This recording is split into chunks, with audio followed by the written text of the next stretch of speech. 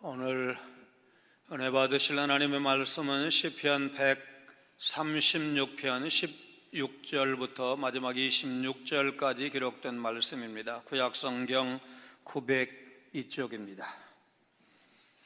16절부터 우리 한 목소리로 봉독하시겠습니다. 그의 백성을 인도하여 광야를 통과하신 이에게 감사하라. 그 인자하심이 영원함이로다.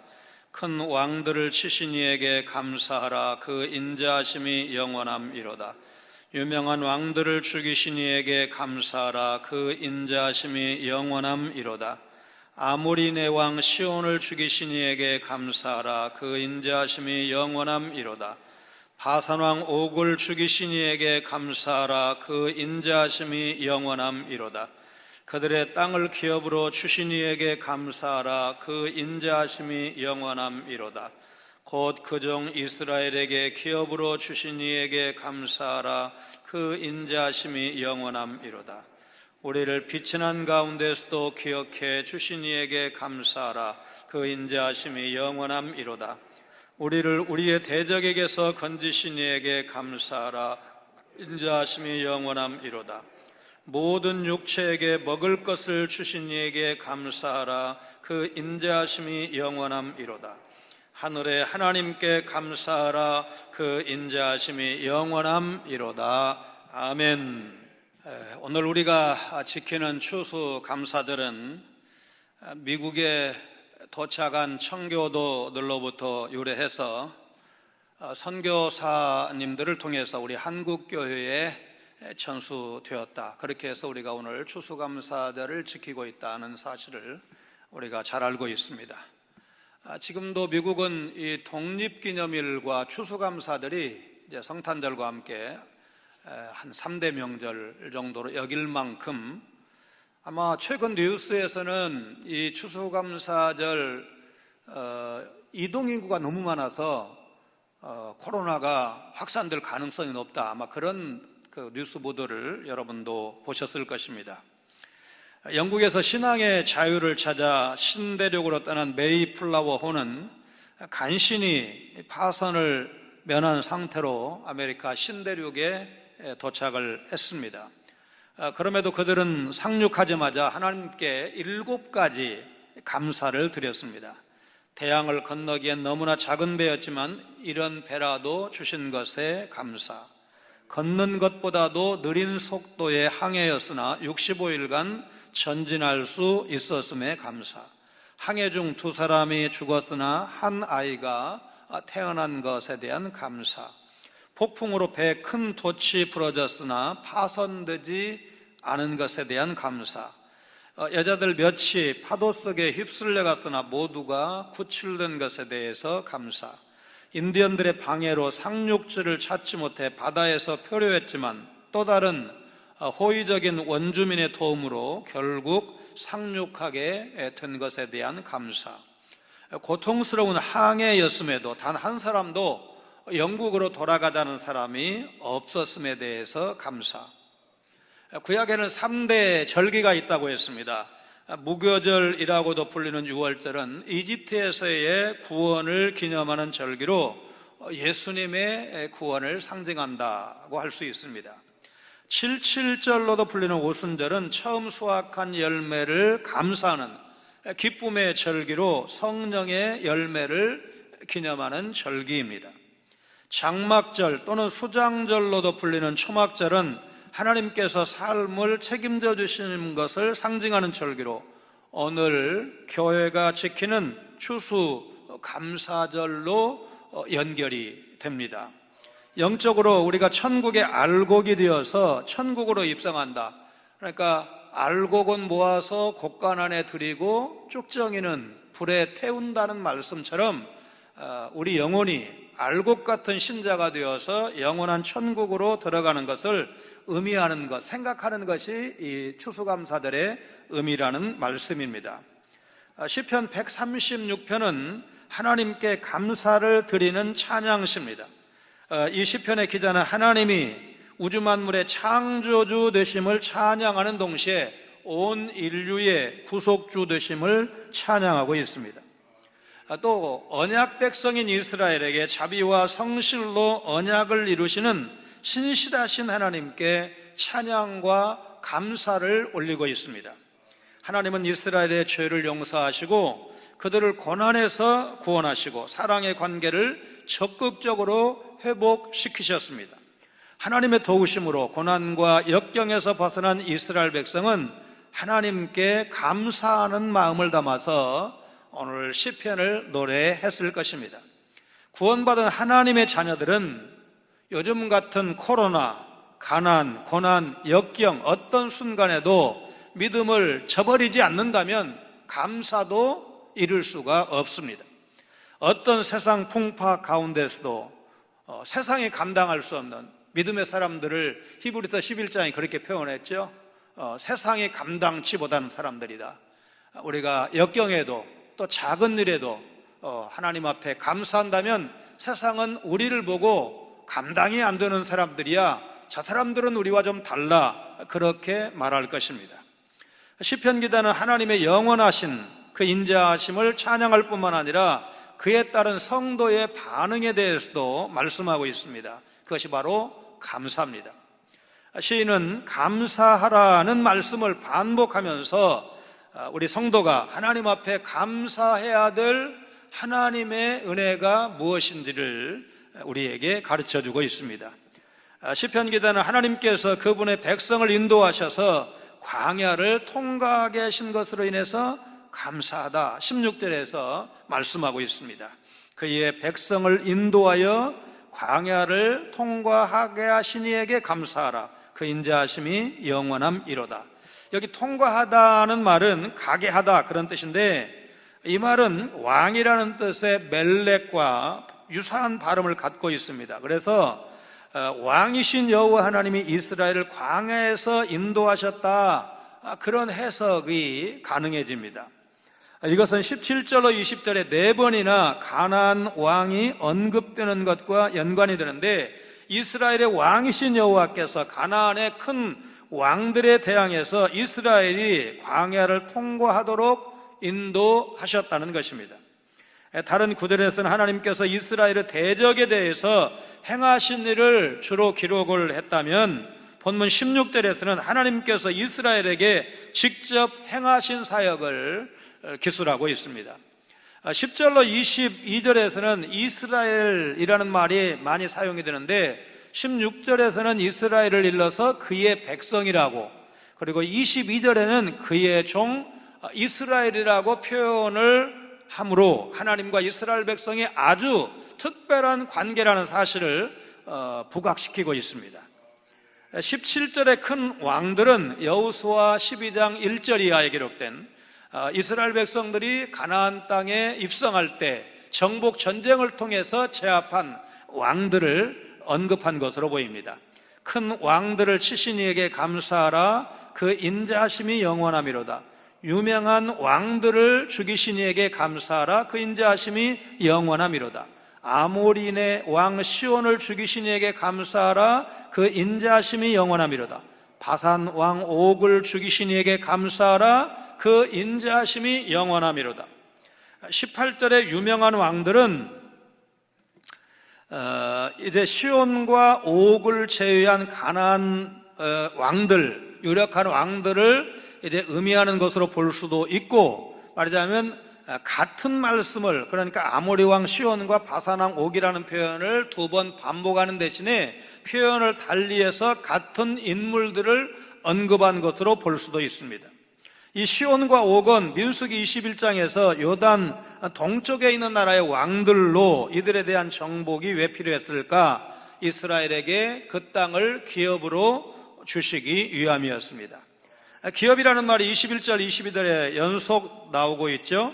그들의 땅을 기업으로 주신 이에게 감사하라. 그 인자하심이 영원함이로다. 곧 그 종 이스라엘에게 기업으로 주신 이에게 감사하라. 그 인자하심이 영원함이로다. 그들의 땅 그랬는데 유력한 왕, 유명한 왕, 바산 왕, 또 옥, 시온, 이런 사람들, 힘 있는 그 사람들의 땅을 이스라엘에게 기업으로 주신 이에게 감사하라. 이제 그런 말이죠. 이스라엘을 22절에서 그의 종 이렇게 언급을 하는데 여호와 하나님이 이스라엘의 주인이라는 뜻이죠. 온 세상의 주인이신 여호와 하나님께서 자기 종 이스라엘에게 땅을 유업으로 주셨다는 말씀입니다. 주인은 종에게 땅을 줄 수 있는 권리를 갖고 있다면 종은 그 땅을 주신 주인에게 순종할 의무를 갖고 있습니다. 주인과 종의 관계, 여호와 하나님과 이스라엘 사이의 보호와 순종의 관계가 다음 절에서도 잘 드러나고 있습니다. 광야에서도 살 수 있는 거는 물이 있으면 살 수가 있습니다. 이제 그 사막 가운데서 예를 들어서 거기다가 텐트를 치고 뭐 일정한 그 일을 기간 동안만 한다고 한다면, 예를 들어서 이제 생활용수를 어디서든지 가져다가 물을 쓰고 설거지도 하고 그 물을 버릴 거 아닙니까? 그러면 이제 거리를 아무데나 가 버리지 않으니까 버리는 데다 계속 물을 버리죠. 그러면 어디선가 씨앗이 날라와서 물을 계속 버리는 그곳에는 풀이 자란다고 합니다. 광야에서도 뭐만 있으면, 물만 있으면 풀이 자랄 수 있고, 풀이 자란다는 뜻은 사람도 살 수 있다는 뜻입니다. 그런데 광야는 물이 없습니다. 하나님은 바위 가운데서도 물 없는 그 광야에서 반석을 쳐서 물을 이스라엘에게 주셨습니다. 광야에서 생존하기 위해서는 음식이 있어야 되는데 음식을 마련할 수가 없습니다. 그런데 하나님은 만나와 메추라기를 주셔서 40년간 하루도 굶지 않고 저들을 먹이시고 또 그렇게 먹을 수 있도록 공급해 주셨습니다. 이스라엘이 불순종함으로 불뱀에 물렸을 때 하나님은 노뱀으로 치료해 주셨습니다. 그런데 이게 요한복음 3장 14절 15절에 오면 이렇게 되어 있습니다. 모세가 광야에서 뱀을 든 것 같이 인자도 들려야 하리니 이는 그를 믿는 자마다 영생을 얻게 하려 하심이니라. 여러분, 우리가 광야에 이스라엘이 불순종했을 때 불뱀에 물렸다, 그리고 노뱀을 보는 자마다 산다, 그게 잘 이해가 안 돼요. 이거 무슨 그 노뱀이 무슨 능력이 있는가? 그러나 요한복음의 이 말씀을 우리가 같이 연결을 시키면 결국은 죽을 영혼도 예수님 바라보면 사는구나 하는 사실을 알 수가 있습니다. 광야는 어디로 가야 할지 알지 못하는 광활한 곳입니다. 그러나 하나님은 그곳에서도 불기둥으로, 구름기둥으로 그들을 따뜻하게 보호하시고 또 이제 그 구름기둥만 따라가면 갈 수가 있었습니다. 독일의 마티 바덴이라는 청년이 친구와 여행을 떠났습니다. 밤늦게 목적지에 도착한 마티는 여관에서 하룻밤을 묵게 되는데 다음 날 누군가가 자기 구두를 훔쳐간 것을 알고는 불같이 화를 냈습니다. 가뜩이나 형편이 어려운 나 같은 사람의 신발을 훔쳐가다니 도대체 하나님 정말로 살아계시긴 한 겁니까? 너무 흥분해서 욕까지 하는 마티에게 여분으로 가져온 신발 빌려줄 테니까 그러지 말고 오늘 주일이니까 교회 가자 설득을 했습니다. 볼멘 소리를 하면서 겨우 예배당에 간 마티는 옆자리에서 울면서 감사의 기도를 드리는 한 사람을 보게 되는데 그는 두 다리가 없었습니다. 두 다리가 없는 사람도 하나님을 원망하지 않고 오히려 감사 기도를 드리는데 나는 싸구려 구두 한 켤레를 잃어버렸다고 하나님께 그렇게 심한 불평을 했구나. 마티는 이 일 이후로 모든 일에 하나님께 드릴 감사의 제목을 찾는 사람이 되었습니다. 마티의 인생은 점점 발전했고 그는 국민의 존경을 받는 정치인이 되었습니다. 국회의원, 재무장관을 거쳐서 마침내 독일 수상 자리까지 역임하게 되는 큰 인물이 되었습니다. 오늘 내 삶의 태도는 다가올 미래를 바꿉니다. 하나님께 감사와 찬양을 드리는 것만큼 인생을 위한 좋은 투자는 없습니다.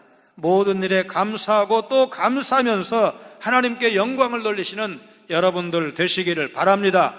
흔히들 인생을 광야와 같다고 표현을 합니다. 이런 광야 같은 인생길에서 하나님은 우리 성도를 인도하고 계십니다. 그렇다면 하나님을 만난 사람은 방황하지 않아야 합니다. 그 광야에서도 인도하신 하나님인데 내가 비록 광야 같은 인생길을 살아간다고 할지라도 말씀 따라 가면, 주님 바라보면서 가면 나는 무사히 목적지에 갈 수 있다, 여러분 믿으시기를 바랍니다. 인생길에는 우리에게서 좋은 것을 빼앗아가려는 강도 같은 무리, 하나님의 자녀됨을 시기하는 사탄의 방해 공작이 끊이지 않습니다. 23절 24절입니다. 우리를 비천한 가운데서도 기억해 주신 이에게 감사하라. 그 인자하심이 영원함이로다. 우리를 우리의 대적에게서 건지신 이에게 감사하라. 그 인자하심이 영원함이로다. 시편 136편에서 우리는 23절 24절에서 여호와 하나님의 특별한 구원을 체험한, 오늘로 말하면 성도들을 말하는데, 25절에 가니까 온 땅의 모든 육체들 이렇게 표현되어 있습니다. 그러니까 훨씬 더 범위가 넓어졌습니다. 23절 24절이 어떤 사건 또는 누구를 의미하는지 분명하지 않습니다. 그래서 성경학자들이 다양하게 해석을 하는데, 가나안 정복 이후의 사사시대를 언급한다, 마카비 전쟁을 의미한다, 이 구절은 포로 교환 시대를 반영한다, 이런 여러 가지 해석이 있습니다. 그러나 23절 24절은 사사시대에 하나님께서 행하신 구원을 회상하면서 요약하고 있다. 이게 이제 말하자면 그 많은 지지를 받는 해석입니다. 이스라엘의 첫 사사는 온니엘이라는 사람이었습니다. 그는 이스라엘의 대적 구산 리사다임을 물리쳤다고 했습니다. 여기 구산 리사다임이라는 사람이 누구냐?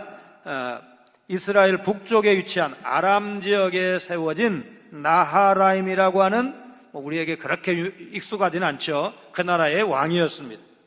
이 사람의 이름이 역사적으로 많이 알려진 것은 아니지만 리사다임이라는 말의 의미가 두 배로 악하다 그런 뜻을 갖고 있기 때문에 아마도 정식 이름이 아니고 워낙 피도 눈물도 없는 잔인한 악당, 이제 그런 뜻으로 별명처럼 붙여준 걸로 보입니다. 이집트의 람세스 2세는 그의 연대기에 구산놈과 나하린이라는 이름을 언급한 바 있습니다. 그 출신 지역은 상부 유브라데스 지역인 발릭과 하볼강 사이에 위치한 것입니다. 나하린은 기원전 15세기 이집트와 아카드 문서에도 나옵니다. 사사기 3장 13절에 이스라엘의 또 다른 대적이었던 모압이 이스라엘을 공격했고 종려나무 성읍을 점령했다고 했습니다. 여기 종려나무는 오아시스를 이제 지칭하는 것인데, 바로 여리고성이 종려나무 성읍이라는 별명을 갖고 있습니다. 그렇게 빼앗겼던 이 종려나무 성읍 여리고를 사사 에훗이 찾아옵니다. 이후에 요단 서편에서는 블레셋이, 그리고 동쪽에서는 암몬이 이스라엘을 압박하고 괴롭혔습니다. 사사기의 마지막 사사인 삼손이 나타나서 블레셋의 압제로부터 이스라엘을 구하기 위해서 노력했지만 실패했습니다. 이것은 사무엘 시대에 이르러서 이스라엘 백성이 왕정을 요구하는 중요한 시대적 배경을 우리에게 알려주고 있습니다. 그러나 이 구절을 어떤 특정 시대 상황과 연결시킬 필요는 없다는 학자들도 있습니다. 이스라엘은 10절로 22절 서술된 초기 역사를 감안할 때 다양한 굴곡의 역사를 지나온 사실을 우리는 충분히 알 수가 있습니다. 이스라엘은 언제나 대적들로부터 위협을 받았고, 그럴 때마다 이스라엘과 특별한 관계에 있는 여호와 하나님께서 그의 종 이스라엘을 구원해 주셨습니다. 이 시편이 기록될 때도 그랬을 것이고, 이 시가 후손들에 의해서 불려질 때도 역시 마찬가지였을 것입니다. 그러므로 23절, 24절에 나오는 하나님의 구원은 역사 속에 어떤 특별한 사건을 지칭한다기보다 언제든지 이스라엘에게 일어나고 또 일어날 수 있는 사건이라고 봐야 되고, 그래서 우리는 현대 이스라엘이 겪는 지금 지정학적인, 그래서 주위에 아랍의 큰 나라들이 많고 석유 같은 자원이 많고 돈이 많고 이래가지고 이스라엘이 나라를 지키는데 굉장히 힘들어하는데, 이게 어제 오늘의 일이 아니라는 사실을 우리가 연결시켜서 생각할 수가 있을 것입니다. 이스라엘은 자신들이 대적의 위협 가운데서 비천해진다고 할지라도 하나님께서 언제나 기억하시고 대적들로부터 건져내실 것이라고 오늘 시인이 고백하고 있습니다. 여호와 하나님은 모세오경에 나타나셨고 또 그 이후의 역사 속에서도 나타나신 이스라엘과의 언약 관계를 기억하시고 그들에게 구원을 베풀어 주셨습니다. 23절에서 이 기억해 주신다라는 말은 하나님이 이스라엘과의 언약관계, 그 조상들과 맺은 언약을 기억하셨다는 것입니다. 하나님은 기억하시되 그 기억을 통해서 창세기 9장에서는 그 유명한 무지개 언약을 주시죠. 다시는 물로, 홍수로 심판하지 않으시겠다는 약속을 주십니다.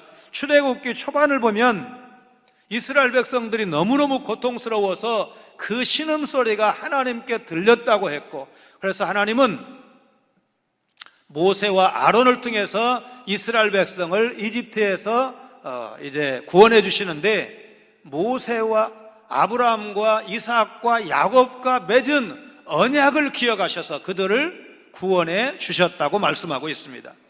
시편 113편 6절 7절 말씀처럼 기억하시고 천지를 살피신 하나님은 스스로 낮추셔서 가난한 자를 진토에서 일으켜 주십니다.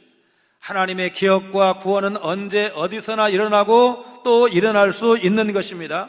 여러분과 제가 구원받아서 이 자리에서 하나님을 예배하는 것이 바로 그 증거입니다. 우리가 태어난 곳 다릅니다. 태어난 때가 좀 다릅니다. 그러나 하나님은 만세 전에 우리를 알고 계셨고, 때가 참에 정읍에서 나게 하시고 예수를 나의 주님이라고 고백하게 하시고 한교회를 섬기게 하시고 오늘 이 자리에 함께 앉게 하신 줄로 믿습니다. 본론부의 결론이라고 할 수 있는 25절은 여호와를 먹을 것을 주시는 분, 때를 따라 먹을 양식을 공급해 주시는 분으로 말씀하고 있습니다. 모든 육체에게 먹을 것을 주신 이에게 감사하라. 그 인자하심이 영원함이로다. 자, 앞에서도 모든 육체는 이제 이스라엘을 넘어선다고 했습니다. 모든 육체, 모든 생명체를 말합니다. 하나님은 자기 백성 이스라엘 백성을 먹이시고 입히시고 보호하시고 인도하실 뿐만 아니라 시편 147편 9절에 보니까 들짐승, 까마귀 새끼에게도 먹을 것을 주신다. 여러분, 까마귀가 뭐 비쌉니까? 귀합니까? 우리하고 뭐 좀 관계가 있습니까? 그런 미물도 하나님이 먹이시고 입히신다는 사실을 믿는다면, 인정한다면 여러분과 제가 얼마나 귀합니까? 우리를 먹이시고 입히시는 것 너무나 당연한 일이다. 그래서 이 25절 말씀은 여호와 하나님이 모든 피조물의 선한 왕이 되신다는 것을 결론적으로 보여주고 있습니다. 여호와 하나님께서 이스라엘에게 베푸시는 능력과 사랑은 그분이 모든 육체에게 일용할 양식을 베풀어 주신다는 말씀을 통해서 거기에 꼭 하나 덧붙여, 하물며 공중의 새도 먹이시고 들의 백합화도 먹이시고 입히시는 그 하나님이 하물며 너희일까 보냐. 여러분 믿으시기를 바랍니다. 이스라엘을 다스리시는 왕은 세상을 창조하시고 피조물에게 양식을 허락하시는 창조주이십니다. 우리에게서 좋은 것을 빼앗아가려는 강도 같은 물이 하나님의 자녀됨을 시기하는 사탄의 방해 공작과 싸워서 이기는 것, 우리가 경험적으로 알고 있습니다. 쉽지 않습니다. 우리가 약하기 때문에 그렇습니다.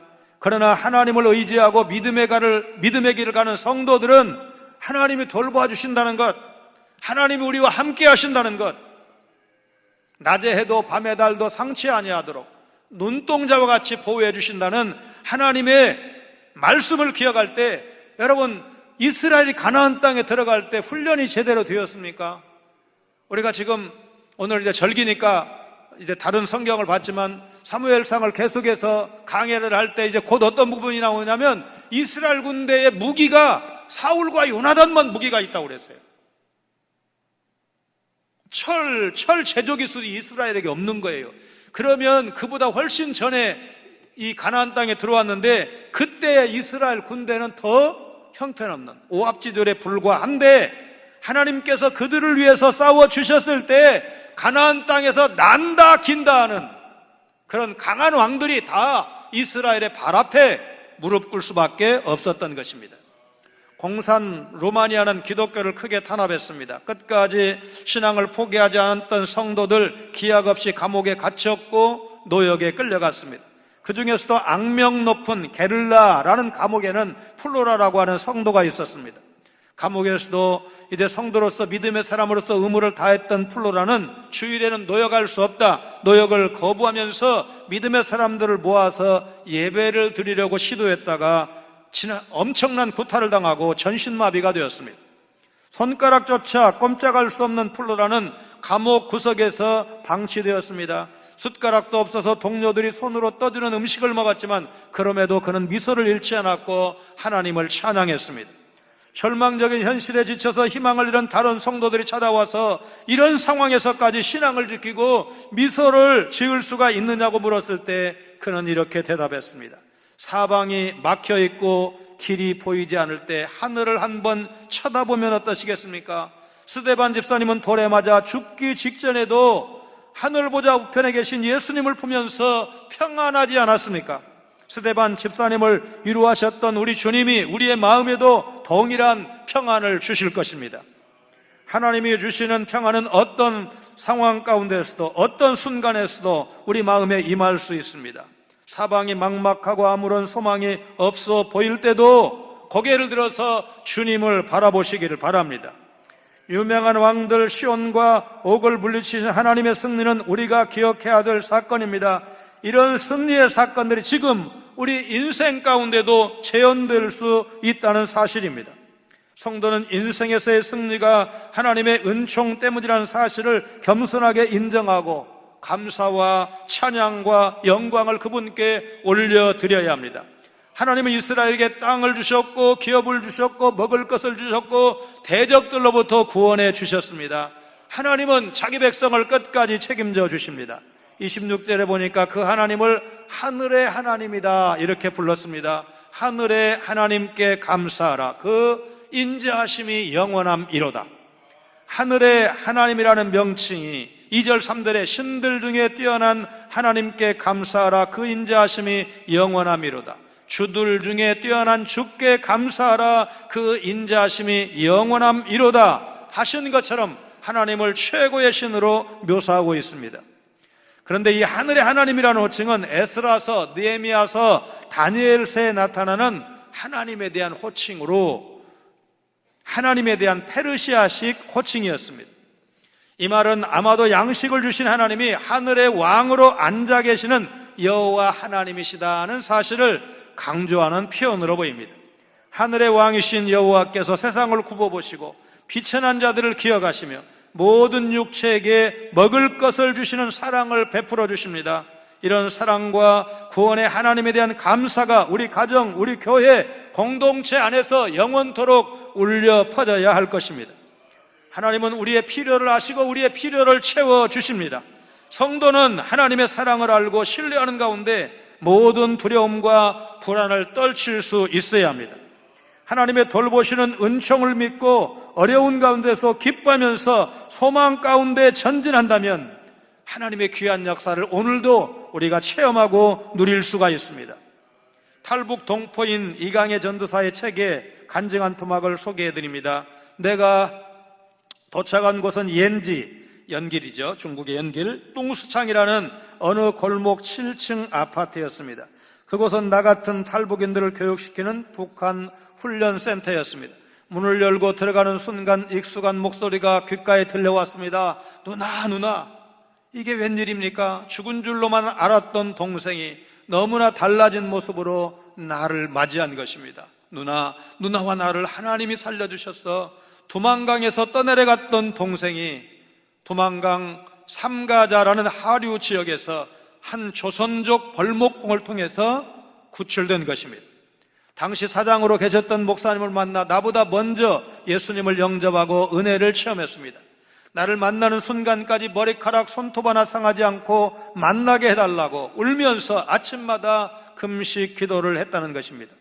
할렐루야. 저를 살리시고 동생을 살리신 기적의 하나님을 찬양합니다. 저 땅에서 죽게 내버려 두지 아니하시고 부족한 제게 은혜를 베풀어 주시니 감사합니다. 이 모든 것이 하나님의 계획입니다. 하나님은 나를 그분의 시간표에 맞춰 나오게 하시고 북한의 복음 통일 사역을 위해 나를 쓰시고자 부르셨습니다. 지금은 주님의 종으로 쓰임받기 위해서 총신대학원에서 열심히 공부하고 있습니다. 나의 정신력과 체력까지도 이미 이날을 위해 저 북한 땅에서 준비시키시고 1초도 버리지 않으신 여호와 이레의 하나님을 찬양합니다. 언젠가 돌아갈 저 땅에서 내 생명이 다하는 순간까지 사도 바울과 같이 내 동족의 무거운 십자가를 지고 주님의 능력과 도우심으로 사명을 감당하기를 원합니다. 내일은 남북이 하나 되어 어깨를 걸고 감격하며 만수대 언덕에서 여기 청계 광장까지 마라나타 아멘 주 예수여 오시옵소서 목청껏 찬양할 것입니다. 참새 한 마리도 돌보시는 하나님, 불신자에게도 비와 해를 내려주시는 하나님이 예수님이 죽음을 통해 대속하신 그분의 존귀한 백성을 돌보지 않으시겠습니까? 불신을 버리고 하나님을 의지하면 하나님께서 돌보아 주시는 은혜를 깨닫고 감사할 수 있습니다. 우리는 하루도 빠짐없이 하나님의 은혜를 받고 누리고 있다는 사실을 인정한다면 우리는 하루도 빠짐없이 그분 앞에 감사와 찬양을 올려야 할 것입니다. 아무것도 염려하지 말고 다만 모든 일에 기도와 간구로 너희 구할 것을 감사함으로 하나님께 아뢰라. 빌립보서 4장 6절 말씀처럼 무엇인가를 위해서 기도할 때도 감사함으로 좋은 응답, 가장 선하신 응답을 주실 것을 믿으면서 감사함으로 기도해야 할 것입니다. 하나님께서 우리의 기도를 들으시고 가장 좋은 것, 가장 선한 것, 가장 적기에 응답해 주실 믿기 때문에 우리는 감사함으로 주 앞에 기도할 수가 있는 것입니다. 시편 121편 8절에 여호와께서 너의 출입을 지금부터 영원까지 지키시리로다 약속하셨고, 예수님께서 부활 승천하시기 직전에 마태복음 28장 20절 하반절에 볼지어다 내가 세상 끝날까지 너희와 항상 함께 있으리라 약속하신 이 말씀을 믿고 내가 세상 끝날까지 함께 하시겠다는 그 주님이 지금도 함께 하시는데, 낮에 해도 밤에 달도 상치 않도록 눈동자와 같이 보호하신다고 하셨는데, 아무리 어려워도 난 하나님의 사람이고 천국 갈 사람이고 주님과 함께하고 있고, 그래서 우리는 감사해야 되고 찬양해야 한다는 사실 믿으시고 1년 내내 순간순간 늘 감사와 찬양이 끊이지 않는 여러분의 삶이 되시기를 주님의 이름으로 축원합니다. 택하신 백성을 구원하시고 크고 강한 왕들을 물리치시는 하나님, 험한 광야에서도 매일 내리시는 만나와 메추라기를 통해서 저들을 먹이시고 낮에는 구름 기둥으로 밤에는 불 기둥으로 보호하셔서 무사히 약속의 땅 가나안까지 인도하시는 이스라엘의 하나님이 오늘 나의 하나님, 우리의 하나님 되심을 고백하며 감사와 찬양과 영광을 올려드립니다. 아브라함과 이삭, 야곱 믿음의 조상들에게 하신 언약을 신실하게 이루어 가시는 하나님을 신뢰하며 어떤 상황 속에서도 감사와 찬양으로 그 신뢰를 고백하는 믿음의 사람으로 살아가도록 저희들의 발걸음을 인도하여 주옵소서. 풍성한 가을을 말하기 전에 때를 따라 은혜의 단비를 내리시고 풍성한 열매를 맺게 하시는 하나님의 섭리와 쉬지 않고 일하시는 주님을 잊지 않게 하여 주옵소서. 지체남 속에 있는 이스라엘을 기억하시고 대적으로부터 건지시며 모든 육체에게 먹을 것 입을 것을 주시는 하늘의 하나님께 감사하는 저희들 모두가 되게 하여 주옵소서. 예수님 거룩하신 이름으로 간절히 기도하옵나이다. 아멘.